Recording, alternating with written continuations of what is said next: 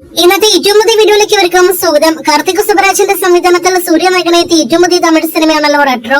ഇന്ന് തിയേറ്ററുകളിലേക്ക് എത്തിയ സിനിമയുടെ ആദ്യ ദിവസത്തെ ബോക്സ് ഓഫീസ് റിപ്പോർട്ടുകളാണ് വീഡിയോയിലൂടെ പ്രേക്ഷകരിലേക്ക് എത്തിക്കുന്നത്.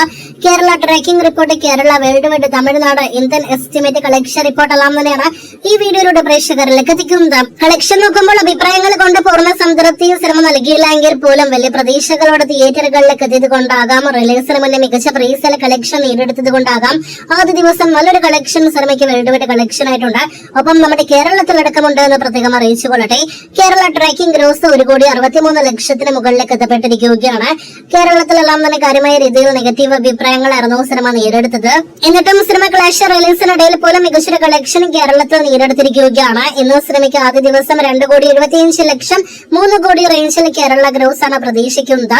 തമിഴ്നാട്ടിലേക്ക് വരികയാണെങ്കിൽ തമിഴ്നാട്ടിൽ ആദ്യ ദിവസം 15 കോടി 20 കോടി റേഞ്ചിലാണ് ഗ്രോസ് കളക്ഷൻ പ്രതീക്ഷിക്കുന്നത്.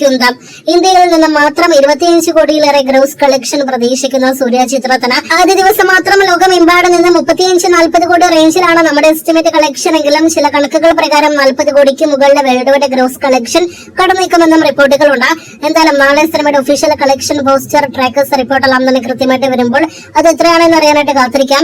എന്തായാലും 40 കോടി റെട്രോ എന്ന സിനിമയെ സംബന്ധിച്ച് മികച്ചൊരു വേൾഡ് വൈഡ് കളക്ഷൻ തന്നെയാണ്. മാസം ക്ലാസും കോമഡിയും ആക്ഷനും ഒക്കെ ആയിട്ട് തിയേറ്ററുകളിലേക്ക് എത്തിയ സൂര്യ ചിത്രത്തിന് ഈ വീക്കെൻഡിലെ മികച്ച കളക്ഷൻ നേടിയെടുക്കാൻ കഴിയട്ടെ എന്ന് ആശംസിക്കാം. കാത്തിരിക്കൂ കൃത്യമായ റെട്രോ കളക്ഷൻ ആയിട്ട്.